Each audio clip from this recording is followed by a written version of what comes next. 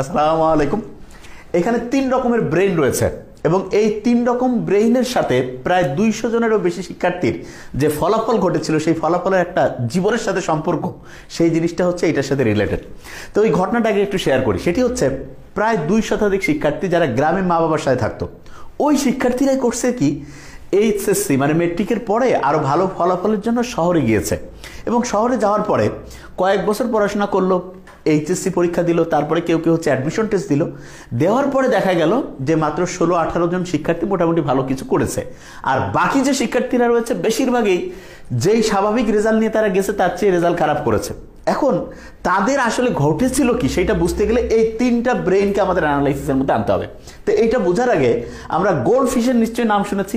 Gold fish এটার একটা জিনিসের উপরে ফোকাস করার মানে একটা জায়গায় হচ্ছে অ্যাটেনশন দেওয়ার সর্বোচ্চ ক্যাপাসিটি হচ্ছে 9 সেকেন্ড।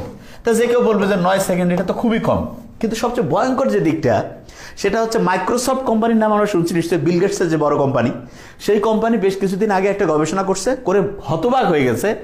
বেশিরভাগ মানুষ 8 সেকেন্ড আছে না, 8 সেকেন্ড পরেই আর একটা জায়গায় ঠিকভাবে মনোযোগ ধরে রাখতে পারছে না। তার মানে আমাদের যে মনোযোগের ক্যাপাসিটি আগে অনেক ভালো ছিল, সেটা কত ভালো ছিল। অ্যান্ড্রু কার্নেগির একজন নাম রয়েছে, ইনি ছিলেন 1835 সালে জন্ম নেয়া আমেরিকার একজন হচ্ছে বলা যায় সবচেয়ে ধনী মানুষ।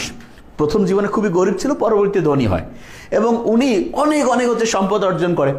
সমস্ত হচ্ছে যে ওটাকে বলবো যে এজেন্সি যারা হচ্ছে যে রাষ্ট্রের বিভিন্ন গোয়েন্দা বাহিনী, তারা চিন্তা করছিল ইনি এত টাকা করলো কি করে।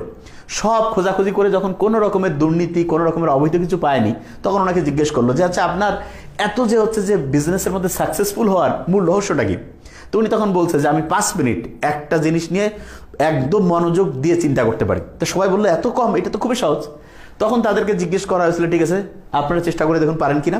বেশিরভাগ জন 2.5-3 মিনিট 3.5 মিনিট করে হচ্ছে ফোকাস রাখতে পেরেছিল। তার মানে ভালো ভালো অফিসিয়াল তারা 3-3.5 মিনিট পর্যন্ত রাখতে পারতো, আর অ্যান্ড্রু কার্নেগি 5 মিনিটের বেশি। তার মানে জীবনে সফল হওয়ার ক্ষেত্রে ফোকাস ধরে রাখার মারাত্মক গুরুত্ব রয়েছে। এখন আমাদের এই ফোকাস ধরে রাখার ক্যাপাসিটি মাত্র 8 সেকেন্ডে নামছে অধিকাংশ মানুষের, এবং এটা কি কারণে সেটা ইনশাল্লাহ আমরা আবিষ্কার করার চেষ্টা করব। এখন যে জিনিসটা মোস্ট ইম্পর্টেন্ট সেটা হচ্ছে বর্তমান সময়ে কোকেন, হিরোইন, মরফিন, এই যে বিভিন্ন নেশা জাতীয় জিনিস আছে, এইটা যতটা ক্ষতি করে তার চেয়ে বেশি ক্ষতি করে যে কোনো রকমের হচ্ছে অশ্লীল ভিডিও ছবি যে রয়েছে এগুলো। আর অনেকে বলবে যে ভাই এটার কারণটা কি। এটার কারণটা হচ্ছে আমরা যে 3টা ছবি দেখিয়েছিলাম সেখানে আবার ফিরে যাব। সবচেয়ে ভয়ঙ্কর যেটা, কেউ যদি অশ্লীল ভিডিও কিংবা হচ্ছে যে ছবি চিন্তা ভাবনা করতে থাকে, তখন দেখা যায় তার মস্তিষ্কের সবচেয়ে গুরুত্বপূর্ণ একটা অংশ যেটা হচ্ছে প্রিফ্রন্টাল কর্টেক্স। কি নাম? Prefrontal cortex. এই প্রিফ্রন্টাল কর্টেক্সের মধ্যে যে গ্রে ম্যাটার আছে, কি নাম? Grey matter. এই গ্রে ম্যাটার আস্তে আস্তে ধ্বংস হতে থাকে এবং সবচেয়ে ডেঞ্জারাস জিনিস হচ্ছে গ্রে ম্যাটার অসংখ্য কাজের মধ্যে সবচেয়ে 2টা সেরা কাজ করে। ঠিকই সেই 2টা সেরা কাজ, একটা হচ্ছে আমরা কোনো বিষয়ে যে ডিসিশন নেই মানে সিদ্ধান্ত নেই, সেই সিদ্ধান্ত নেওয়ার ক্যাপাসিটি এবং তথ্যকে প্রসেস করার যে ক্যাপাসিটি, তথ্যকে প্রক্রিয়াজাত করার যে ক্যাপাসিটি, সেইটা হচ্ছে করে হচ্ছে এই গ্রে ম্যাটার। এবং আরেকটা ইন্টারেস্টিং জিনিস রয়েছে, সেটি হচ্ছে প্রিফ্রন্টাল কর্টেক্স এবং হিপ্পোক্যাম্পাস। এই দুটো আমাদের তথ্যকে মনে রেখে সেইটা পরীক্ষার হলে বা প্রয়োজনের সময় হচ্ছে মনে রেখে আবার ওই তথ্যটা খেয়াল করে উত্তর দেওয়ার যে ক্যাপাসিটি সেটাও নিয়ন্ত্রণ করে। তার মানে প্রিফ্রন্টাল কর্টেক্স যদি ধ্বংস হতে থাকে তাহলে গ্রে ম্যাটার ধ্বংস হচ্ছে। গ্রে ম্যাটার ধ্বংস হলে কেউ একটা জীবনের ডিসিশন নেওয়ার যে ক্যাপাসিটি সেইটার মধ্যে ধ্বংস হয়, তথ্যকে প্রসেস করার যে ক্যাপাসিটি সেইটা ধ্বংস হয়, এবং পড়া মনে রেখে সেটা খেয়াল রাখার যে দক্ষতা সেটাও কমে যায়। এবং আমরা শুনলে অবাক হয়ে যাব, কেউ যদি কোকেন বা যে কোনো রকমের ড্রাগ ব্যবহার করে তাহলে তার দেখা যায় ব্রেইনে 200% পর্যন্ত হচ্ছে ডোপামিন ক্ষরণ হতে পারে। আর কেউ যদি অশ্লীল কোনো ভিডিও, ছবি এরকম কোনো কিছুর সাথে যুক্ত করে তাহলে দেখা যাবে প্রায় 250% পর্যন্ত ডোপামিন ক্ষরণ বেশি হয়। আর অনেকে মনে করবে ডোপামিন কি খারাপ। ব্যাপারটা ডোপামিন খারাপ ভালো না। মূল ব্যাপারটা হচ্ছে ডোপামিনকে আমরা তুলনা করতে পারি ভোল্টেজের সাথে। আমরা এই যে ইলেকট্রনিক ডিভাইসগুলো চালাচ্ছি এটার জন্য কারেন্ট রয়েছে, কারেন্টের ভোল্টেজ আছে। আমরা জানি যে ভোল্টেজ একটা স্বাভাবিক মানে যদি থাকে তাহলে সব ডিভাইসগুলো ঠিকভাবে কাজ করবে। আর ভোল্টেজ যদি হাই হয়ে যায়, হাই ভোল্টেজ, তখন কি হয়ে যায় যে কয় না 440 হয়ে গেছে, জিনিসপত্র ধ্বংস হয়ে গেছে, ইলেকট্রনিক ডিভাইস যে রয়েছে সেটা কি হয়ে গিয়েছে, দেখা গিয়েছে যে পুড়ে গিয়েছে। এবং অনেক সময় যে বজ্রপাত হয় তখন কিন্তু হাই ভোল্টেজ তৈরি হয়। হাই ভোল্টেজ তৈরি হলে কি হয়, ইলেকট্রনিক্সের যে সার্কিট আছে, যে কোনো যন্ত্রাংশের যে বলা যেতে পারে আইসি আছে, এগুলো কেটে যেতে পারে। আমাদের ব্রেনটাও এরকম বিভিন্ন আইসি, বিভিন্ন নিউরনের কানেক্টিভিটি দিয়ে তৈরি হয়েছে। হাই ডোপামিন যখন ক্ষরণ হবে, তার মানে ডোপামিন লেভেল অনেক বেড়ে গেছে, তখন হাই ভোল্টেজ ব্রেইনে চলে আসছে, এবং এই কারণে কি হবে যে ব্রেইনের যে কোষগুলো আছে, নিউরনগুলো, এগুলো ধ্বংস হয়ে যাবে। এবং সবচেয়ে ভয়ঙ্কর দিক, ব্রেইনের স্বাভাবিক যে প্যাটার্ন আছে, যেভাবে ব্রেইনের হচ্ছে যেই রাস্তায় ঠিকভাবে কাজ করার কথা, সেই রাস্তার গতিপথ চেঞ্জ হয়ে যাবে।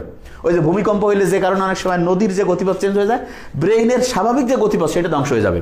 এবং স্বাভাবিক গতিপথ যদি ধ্বংস হয়, তখন যেই কাজগুলো স্বাভাবিকভাবে আমাদের আনন্দ পাওয়ার কথা, যেমন ফ্যামিলির সবাই মিলে একসাথে গল্প গুজব করা, ফ্যামিলি তারপরে ফ্রেন্ডস মিলে হচ্ছে আড্ডা দেওয়া, এগুলো আর ভালো লাগবে না।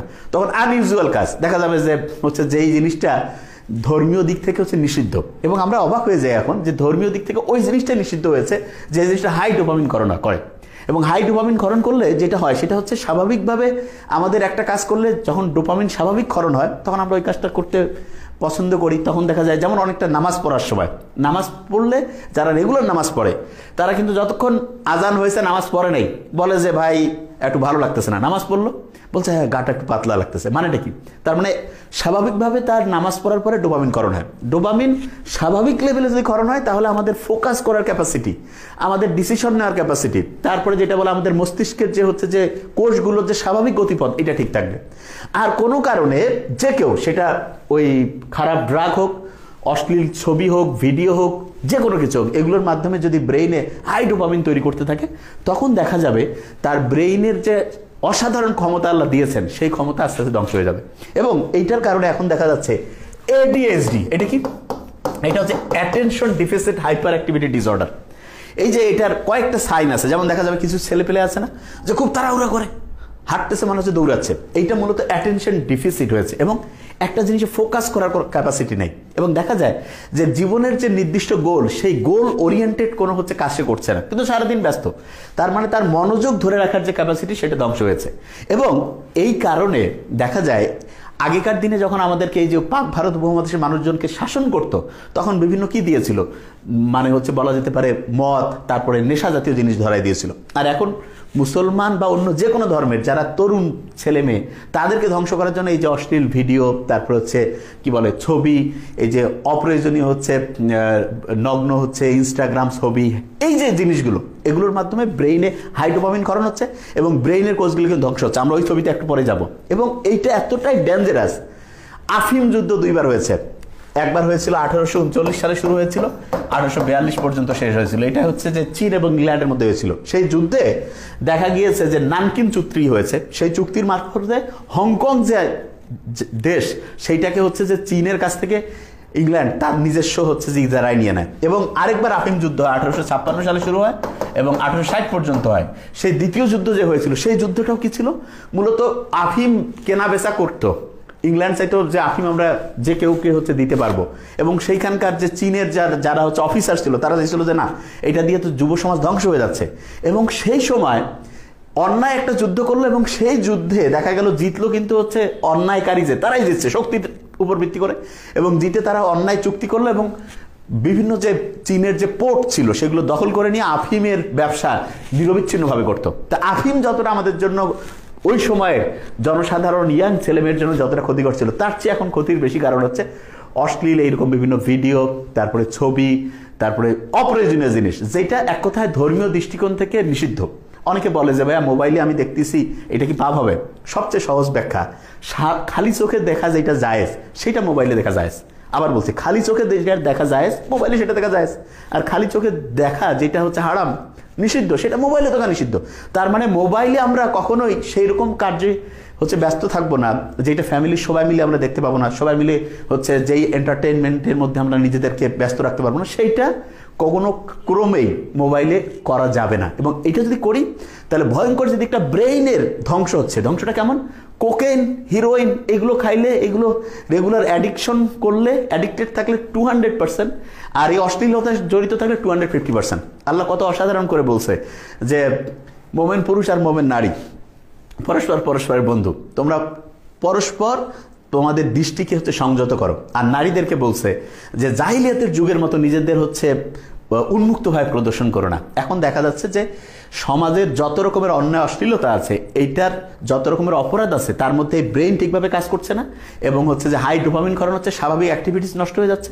এখন কথা হলো যে এই কাজগুলো আমরা অনেক সময় হচ্ছে অ্যাড্রেসও করি না যে এগুলো যে অন্যায়, এবং এই ক্ষেত্রে অভিভাবকদের উচিত যে সন্তানদেরকে এখন থেকে জানিয়ে দেওয়া যে হ্যাঁ, যে যেইটা ধর্মীয় নীতিমালা রয়েছে সেইটা যদি মানো তাহলে তুমি ভালো করবা, না হলে কিন্তু আস্তে আস্তে ধ্বংস হবা। ওই যে 200 স্টুডেন্টের কথা বলেছিলাম, 2 শতাধিক শিক্ষার্থী যারা গ্রাম থেকে শহরে গিয়েছে, এদের মধ্যে সাধারণত দেখা গিয়েছে 3 রকম স্টুডেন্ট হয়েছে। এক রকমের শিক্ষার্থী ছিল যারা ধর্মীয় নীতিমালা একদম ভালো করে মানত, এবং তাদের ক্ষেত্রে যেটা হয়েছে ধর্মীয় নীতিমালা মানার কারণে দেখা গিয়েছে তাদের ব্রেনটা স্বাভাবিকই ছিল। কিরকম ব্রেন ছিল স্বাভাবিক, সেটা হচ্ছে এই প্রথম ব্রেনটা, এবং এইটার কারণে তারা অ্যাটেনশন ধরে রাখতে পারতো, ফোকাস ধরে রাখতে পারতো, পড়াশোনা করতো, রেজাল্টও ভালো করতো। এই যে দ্বিতীয় যে রয়েছে, এগুলো হচ্ছে ড্রাগ অ্যাডিক্টেড হয়েছে কিছু কিছু ছেলে পেলে, যে একটু বন্ধু বান্ধবের সাথে সিগারেট হ্যান ত্যান খাওয়া শুরু করলো, ব্রেনের ধ্বংস হলো, এবং পড়াশোনা ধরে রাখতে পারছে না, পড়ায় আগ্রহ নাই, মেজাজ কিটকিটা গরম, আচরণ খারাপ, হাই অ্যাক্টিভিটি, মানে হচ্ছে যে ভাবচক্কর বেশি, এদের রেজাল্টও জীবনে ভালো কিছু হয়নি। তৃতীয় গ্রুপ, এরা অশ্লীলতায় জড়িয়ে গেছে, এই বয়ফ্রেন্ড গার্লফ্রেন্ড,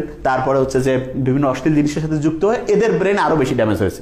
এবং এই 3 গ্রুপের মধ্যে যারা ধর্মীয় নীতিমালা মারছে তাদের রেজাল্ট আলহামদুলিল্লাহ ভালো হয়েছে, আর এই 2 গ্রুপ ধ্বংস হয়েছে। তো এই 2টা গ্রুপের মধ্যে যে কেউ যদি এখন প্রশ্ন করে যে কেউ যদি এই যে ড্রাগের মধ্যে অ্যাডিক্টেড, অশ্লীল জিনিসে অ্যাডিক্টেড হয়, তাহলে তার ফিরে আসার বুদ্ধি আছে কিনা? আছে। একটা শব্দের মধ্যে এই ফিরে আসার বুদ্ধি আছে, সেই শব্দটা হচ্ছে রিলিজ। যে কোনো প্রবলেম ইনশাআল্লাহ আমরা এই শব্দকে বিশ্লেষণ করে বের করে ফেলতে পারবো। সেটা কি? আর্ট হচ্ছে রিকগনাইজ। যে কোনো শিক্ষার্থীকে আগে বুঝতে হবে যে হ্যাঁ, আমি যদি অশ্লীল কোনো কিছুতে কিংবা যেটা বলা যায় ধর্মীয় নীতিমালার বাইরে সেইটা, এবং খেয়াল রাখতে হবে যেই কাজটা আমি করার পরে অন্যের সামনে মানে হচ্ছে গর্বভরে বলতে পারি সেটাই খারাপ কিছু, সেইটাতে যদি আমি জড়িত হয়ে থাকি তাহলে তওবা করে আল্লাহর কাছে ইস্তেগফার করে, আর কি বলো এটা কি জানি, মানে হচ্ছে যে ভুল স্বীকার করে যে আমি ভালো হতে চাই, এইটা যখনই চিন্তা করবো ইনশাআল্লাহ আমাদের ব্রেনকে এমন অসাধারণভাবে আল্লাহ বানিয়েছেন, শুনলে অবাক হয়ে যাব। মাত্র 4 সপ্তাহে ব্রেন যতটাই ধ্বংসপ্রাপ্ত, ওই 2nd বা 3rd ক্যাটাগরি হলে মাত্র 4 সপ্তাহে আমরা যদি এগুলো থেকে নিজেদেরকে দূরে রাখি, ব্রেন আবার আলহামদুলিল্লাহ আগের অবস্থায় যাবে। এবং সেই জন্য ফার্স্ট যে উইকটা আছে, ফার্স্ট উইকটা কিন্তু খুব কষ্ট হবে। অনেকটা এরকম যে আল্লাহ বলছে না, তুমি যখন অন্যায় করবা সেইটার শাস্তি দুনিয়াও কিছু পাবা, আখিরাতেও পাবা। তো ওই যে 2 নাম্বারই যা কিছু করছি সেইটার জন্য ফার্স্ট উইক কষ্ট হবে, প্রচুর কষ্ট হবে, এবং ঘুম আসবে না, হাত পা ব্যথা করবে, মানে খাওয়ার রুচি কমে যাবে, ভয় লাগবে, বুক ধরপড় করবে, এই জিনিসগুলো হবে। কিন্তু ওই যে কষ্টের পরেই আল্লাহর রহমতে রহমত চলে আসবে। 2nd উইক থেকে শুরু হতে থাকবে কি, কষ্ট কমতে থাকবে, কষ্ট কমতে থাকবে, ভালো লাগা শুরু হবে। 3rd উইকে কষ্ট আরো কমতে থাকবে, আর একটু ভালো লাগা শুরু হবে। 4th উইকে গিয়ে আমরা দেখবো আলহামদুলিল্লাহ এত সুন্দর আমাদের অ্যাটেনশন চলে আসতেছে, বন্ধু বান্ধব ফ্যামিলির লোকজনের সাথে কথা বলতে ভালো লাগতেছে, তখন মনে হবে যে কি আজে বাজে কাজের মধ্যে নিজেকে ব্যস্ত রাখছে, তখন আস্তে আস্তে ভালো লাগার মধ্যে আমরা চলে যাব। তা এই first week, 2nd week, 3rd উইকটা আল্লাহর সাথে কানেকশন থাকতে হবে। ফ্যামিলির যারা রয়েছে তাদের কাছে কি হতে পারে, যে কোনো সমস্যা আগে রিকগনাইজ হয়ে গেছে, এরপরে ইতে হচ্ছে কি সব সময় যেটা বলে এঙ্গেজ রাখতে হবে, তাকে ব্যস্ত রাখা, 5 ওয়াক্ত নামাজ পড়া, ধর্মীয় নীতিমালা, ভালো বই পড়া, আস্তে আস্তে সে পজিটিভ হয়ে যাবে। এলতে হচ্ছে লিসেন, তার সমস্যাগুলো মন দিয়ে শুনতে হবে, কোনো মন্তব্য করার দরকার নেই, সমস্যা এটা ব্যাপার না, ইনশাআল্লাহ আমরা সবাই মিলে একসাথে সমাধান করবো। ইতে যেটা রয়েছে সেটা হচ্ছে ইমপ্যাথি। এই সমস্যা যদি আমাদের নিজেদের কারো হইতো, সে কিন্তু ইচ্ছা করে করতেছে না, যে কোনোভাবে সে অ্যাডিক্টেড হয়ে গেছে, তাহলে কতটা কষ্ট পাইতাম আমরা, সেই অনুযায়ী তাকে হচ্ছে নিজেদের মধ্যে হচ্ছে চিন্তা করতে হবে। এরপরে যেটা অ্যাকসেপ্ট, এরকম অন্যায় যে কেউ করতে পারে, এটা অন্য কাউকে বলার দরকার নেই, ফ্যামিলির সবাই মিলে যে ওকে ফাইন, ইনশাআল্লাহ আস্তে আস্তে আমরা পজিটিভ দিকে যাবো। এরপরে যেটা রয়েছে সাপোর্ট। সাপোর্টের ক্ষেত্রে আমরা সবসময় বলি যে কোনো রকমের প্রশ্ন জিজ্ঞাসা না করে, সে যেই রকম সুযোগ সুবিধা চায় তাকে হচ্ছে কোনো কটু কথা না বলে, তাকে তুলনা না করে, তার হচ্ছে যে নেগেটিভ দুর্বল জিনিসটা আঘাত না করে তাকে পজিটিভ ওয়েতে হচ্ছে হেল্প করা। এরপরে যেটা এনকারেজ মানে তাকে বোঝানো যে হ্যাঁ ইনশাআল্লাহ 99% যদি কেউ চায় মন থেকে, ইনশাআল্লাহ সে সফল হবে, এবং সেই রকম যে অন্যায়, অশ্লীলতা, যে কোনো রকমের বদ অভ্যাস থেকে নিজেকে বের করে আনতে পারবে। এবং খেয়াল রাখতে হবে, অন্যায় যেটা করছে আল্লাহ কিন্তু আমাদের বানিয়েছে, আমাদের মধ্যে ভালো খারাপ সব বৈশিষ্ট্য আছে। খারাপ বৈশিষ্ট্যটা কারোর মধ্যে সঙ্গত সে কোনো কারণে যদি প্রকট হয়, চাইলে আমরা ধর্মীয় বই পড়ে ভালো মানুষজনের সাহচর্য থেকে ইনশাআল্লাহ খারাপ জিনিসগুলোকে দূর করে আস্তে আস্তে ভালোর দিকে যেতে পারি। এবং যখনই একটা ফ্যামিলি, একটা সোসাইটি ভালোর দিকে যাবে, অটোমেটিক দেশ এবং মানুষ অসাধারণ হবে। Thank you so much. আসসালামু আলাইকুম।